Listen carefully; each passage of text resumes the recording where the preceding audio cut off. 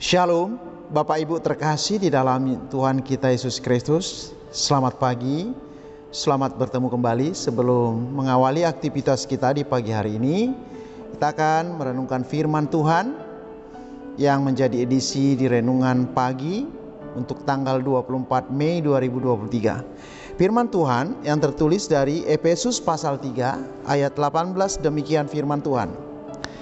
Aku berdoa supaya kamu bersama-sama dengan segala orang kudus dapat memahami betapa lebarnya dan panjangnya dan tingginya dan dalamnya kasih Kristus. Bapak Ibu terkasih, dalam setiap pemberitaan firman Tuhan, kita selalu tidak lepas daripada kasih Kristus, di mana kasih Kristus adalah nyata dalam setiap kehidupan manusia yang percaya kepada Tuhan. Dalam tema kita pada pagi hari ini yang berjudul Dimensi Kasih Allah, mungkin kita merasakan bagaimana perbandingan antara kasih Allah dan kasih manusia. Kasih Allah itu tidak berkesudahan. Kalau kita bayangkan ketika di zaman penciptaan manusia, Adam dan Hawa, bahkan ketika di zaman bangsa Israel keluar dari tanah Mesir, dan juga bagaimana bangsa Israel di dalam pembuangan dan bahkan bangsa Israel diselamatkan, itu adalah kasih yang tidak selesai, tidak berkesudahan. Tetapi kalau dibandingkan dengan kasih manusia yang hanya bisa terukur dan dia mempunyai keterbatasan. Contohnya kalau manusia mengasihi anak-anaknya, manusia juga mengasihi suami istri dan bahkan sahabat-sahabatnya, dan ketika dia meninggal selesailah kasih itu. Tetapi kasih Allah tidak pernah berkesudahan. Itulah dimana dikatakan tadi dimensi kasih Allah tidak ada ukurannya, dan bahkan sampai dari selama-lamanya sampai selama-lamanya. Karena kita lihat dari firman Tuhan bagaimana pengenalan memahami tentang kasih Allah. Kita lihat dari pemazmur sangat indah di dalam firman Tuhan. Dia mengatakan bahwa manusia itu tidak akan pernah berkesudahan tentang kasih Allah.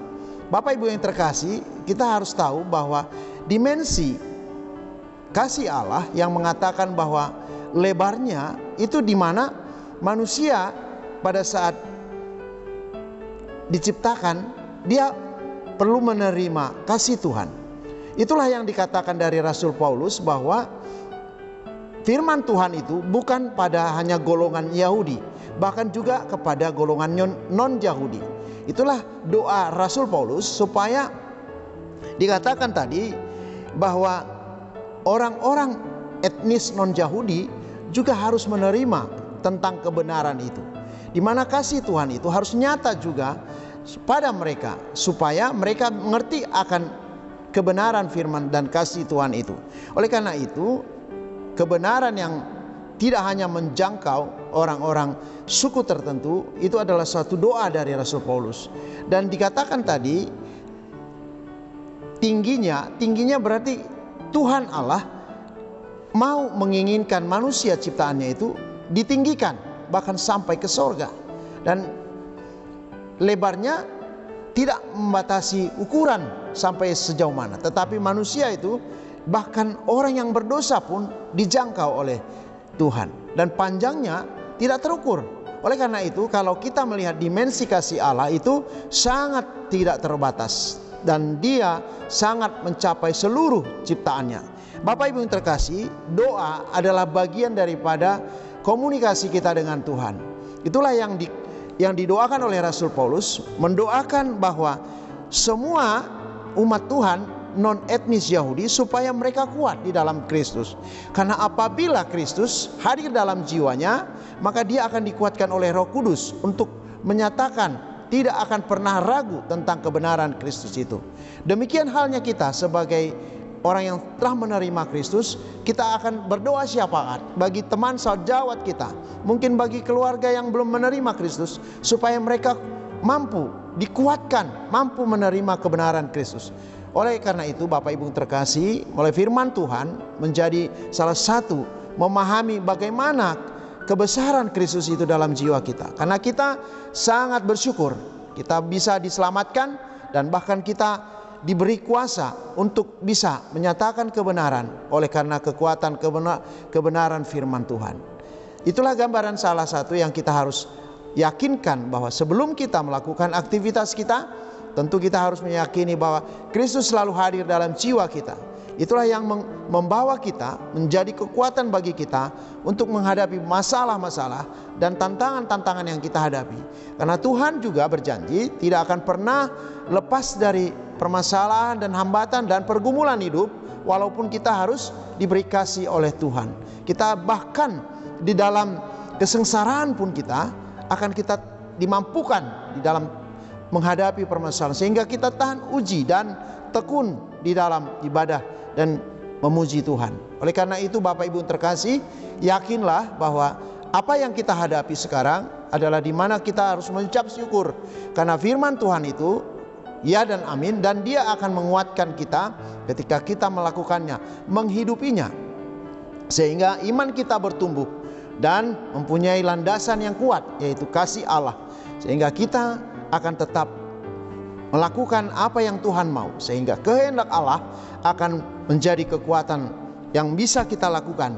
Bapak Ibu yang terkasih, yakinlah apapun pergumulan kita, apapun masalah kita, Tuhan kita selalu hadir dalam jiwa kita. Dan bagian mana yang tidak bisa kita hadapi, tentu kita harus memohon di dalam doa kita supaya Tuhan melepaskan kita dari pergumulan yang sangat berat. Dan terlebih lagi kita diberi kekuatan untuk menghadapi segala tantangan, ujian. Bahkan kita akan tetap bersyukur di dalam kesengsaraan. Bersyukurlah senantiasa di dalam Tuhan, karena Tuhan akan tetap memberikan kekuatan. Dan yang terakhir, kita akan tetap mendoakan keluarga, mendoakan sahabat kita, mendoakan jemaat kita, supaya itu adalah bagian kehidupan orang yang beriman dalam kesatuan, sehingga Tuhan akan tetap memberikan kuasanya buat kita, dan kita akan bersyukur kepada Tuhan setiap saat, setiap waktu. Oleh karena itu, tetaplah rendah hati, sabar, dalam tekun di dalam doa, sehingga kita diberikan kuasa untuk melakukan apa yang Tuhan mau, apa yang kehendak Tuhan dalam hidup kita. Amin. Kita berdoa. Bapa, terima kasih pada pagi hari ini kami bersyukur karena firman-Mu mengingatkan kami, menghimbau kami supaya kami tetap dalam tekun di dalam doa, khususnya mendoakan semua keluarga, mendoakan sahabat, mendoakan bahkan orang yang belum mengenal Kristus, kami tetap bawa dalam doa. Terima kasih Tuhan, ingatkanlah kami supaya kami tetap tekun di dalam kerendahan hati untuk melakukan apa yang Tuhan kehendaki dalam jiwa kami.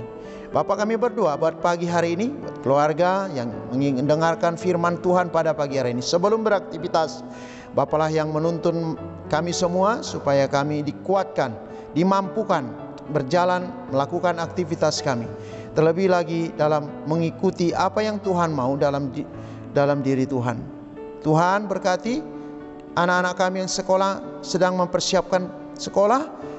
Berkati mereka senantiasa tekun di dalam belajar dan takut akan Tuhan. Kami juga berdoa buat keluarga mungkin yang sedang terbaring di rumah karena penyakit. Tuhan berkati, Tuhan, obat-obat yang mereka makan. Tuhan juga berkati buat mereka yang sedang mengalami pergumulan.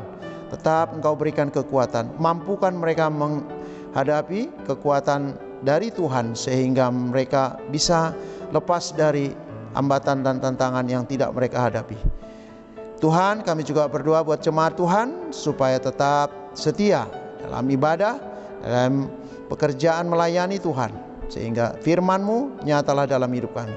Kami puji muliakan nama-Mu Bapa, kami bersyukur kepadamu senantiasa setiap waktu dan setiap saat, sehingga firman-Mu akan menjadi kekuatan dalam hidup kami, bertumbuh di dalam iman, sehingga kami tetap setia mengikuti jalan-Mu. Terima kasih Bapa.